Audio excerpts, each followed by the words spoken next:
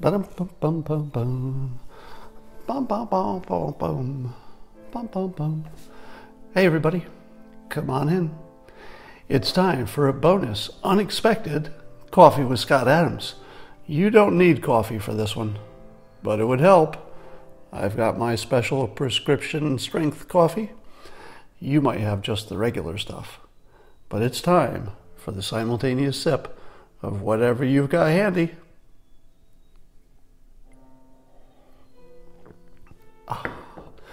So I couldn't wait until tomorrow to talk about the president's statement about Saudi Arabia.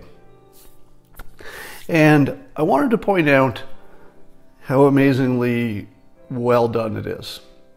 Now, when I talk about the technique, people sometimes say, hey, what about the ethics? What about morality?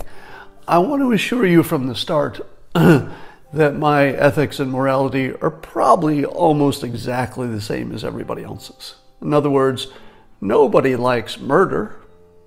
Nobody likes critics being chopped up with bone saws. Nobody condones it. So we're all on the same page about the morality of it, okay? But I want to, and I'll get to the strategy of it, but I wanted to start with how really well done the president's statement is from a persuasion, communication perspective. And if you haven't seen it, I'll just give you the first few sentences here. So it's from the Office of the Press Secretary for a media release today, and it said, statement from Donald J. Trump on standing with Saudi Arabia. So the first thing is the title says, you know, it gives away the content. We're going to stand with Saudi Arabia. But then the very next sentence, all by itself, is America first, with exclamation mark. And then he goes, the world is a very dangerous place, exclamation mark. What he did here is a variant of the Steve Jobs technique of making sure that we stopped thinking in the small and started thinking in the big. Remember when Steve Jobs had the problem with antenna gate? The phones would fail if you held them a certain way. It was terrible for Apple phones. But when Steve Jobs finally talked about it, he did not say, Apple phones have problems. He said, all smartphones have problems. We want to make our customers happy. Here's what we're going to do. It's the perfect way to approach it. The president used a variant on that by making sure that he said America first, right up at the top. So before you read a single word of the statement, you know where it's going, right? He's going to give you a statement of what's good for America that may not be as good for other people. You know, optionally. It might not be bad for anybody else, but we'll see. And then he says the world is a very dangerous place. That's where he's changed the frame. So the question is not this incident, it's the bigger picture. And then he goes on to say very clearly that we have economic interests and we have strategic interests, and working with them is more in the benefit of the United States than getting on their case too hard. We're on their case a bit, and individuals are being punished. But in terms of the leadership, in terms of the Crown Prince, it's sort of a standoffish, you know, we can't know exactly what happened, but wink, wink, everybody knows what happened. So the first thing that's funny about the news coverage is that they're acting as though the president is the only person in the world who doesn't know that Saudi Arabia planned this operation. Of course he knows. He knows everything that everybody else knows. Some people are saying, hey, he's doubting the CIA's assessment. No, he isn't. No, he isn't. He's not doubting their assessment. We don't know exactly what the president is thinking. I'm gonna give you my best description of what the smartest strategy would be, but we don't know what people are thinking. So it seems very unlikely that the only person in the world who doesn't think that the Crown Prince was behind it was the President of the United States. Maybe, but it seems very unlikely. Far more likely is that he's looking at it strategically instead of through what I would call a child's frame. Let's see if I can get the shine off of that. So here's a little diagram of the two strategies. So the Saudi incident, of course, is Khashoggi being murdered in the embassy in Turkey. There are two ways to go.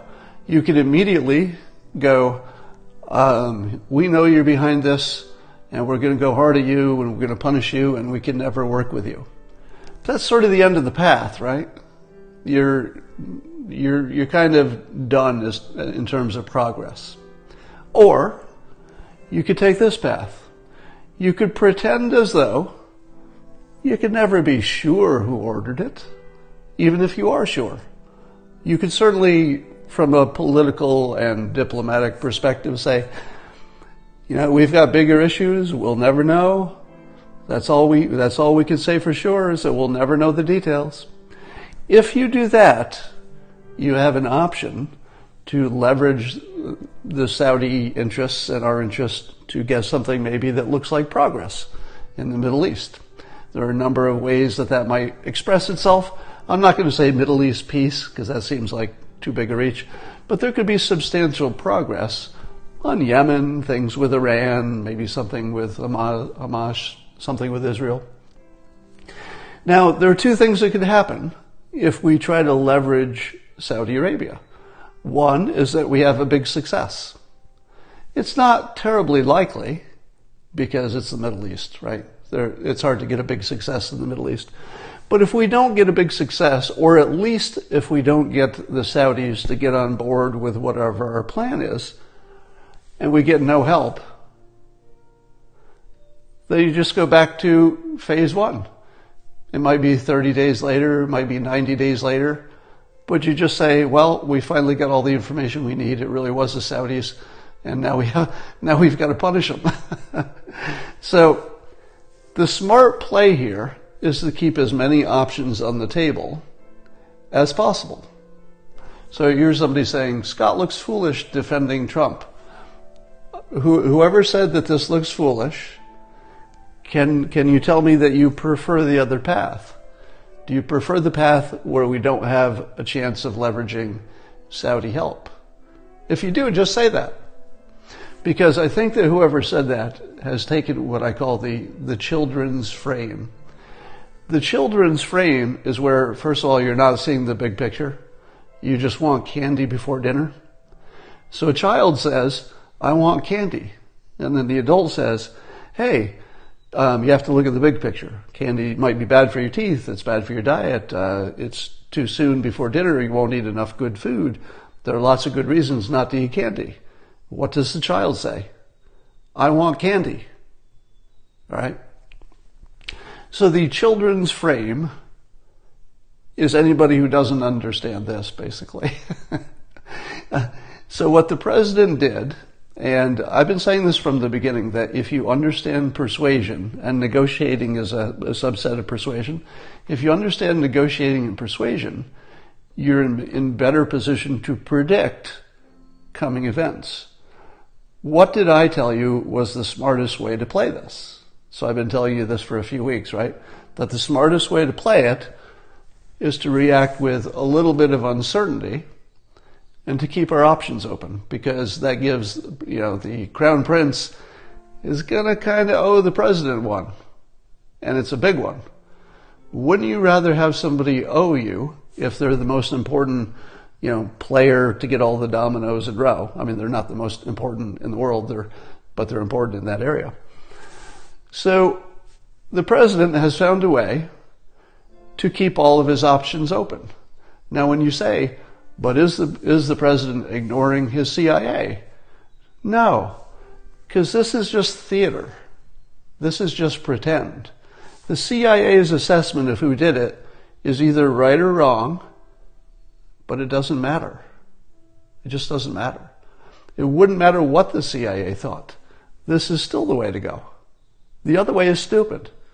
Or, if you take you take the insults out of it, you could say that it's sort of a childlike frame where you're not looking at the big picture and all you're saying is, I want candy. In this case, candy is, hey, we have to be on the side of ethics and morality. We can't be on the other side of morality. The trouble is, there's no way to be consistent with this view. The president's position can be completely consistent through as many presidencies as you want and on every topic. When he says America first, that is a crystal clear message that, maybe there's some difference in the details of how you get there, but it's a crystal clear standard, which includes the fact that being a good moral player sometimes is the best way to go. So I'm not saying that you always, and my critics will look at this and say, let me give you an impression of my critics. This will be my critics responding to this video. Oh, Scott, so you're saying that morality doesn't matter anymore. Doesn't matter. So you're just saying anybody can kill anybody. Morality doesn't count. There's, a reputation in the world. Doesn't matter. Is that what you're saying, Scott? Is that what you're saying? Scene. No, Dale. That's exactly what I'm not saying. What I'm saying is that adults look at all the costs of an option and they look at all of the benefits.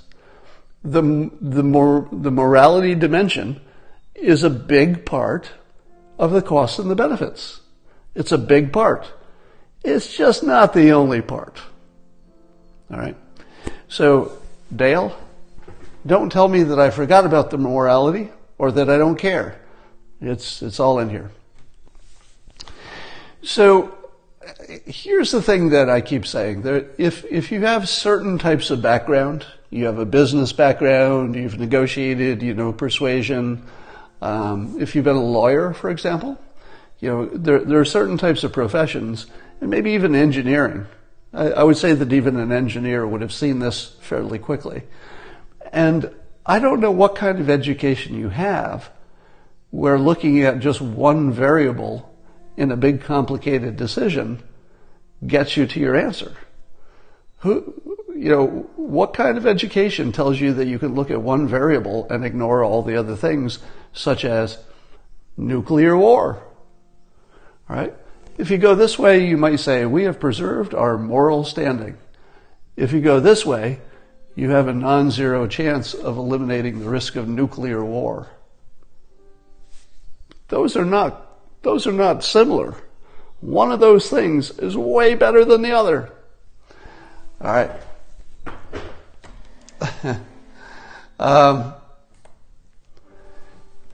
So I thought I would just, Christina's just got her piano tuned, so she's testing it out. Is it good that Trump can't listen to the tape? But Trump is absolutely right. He should not listen to the tape.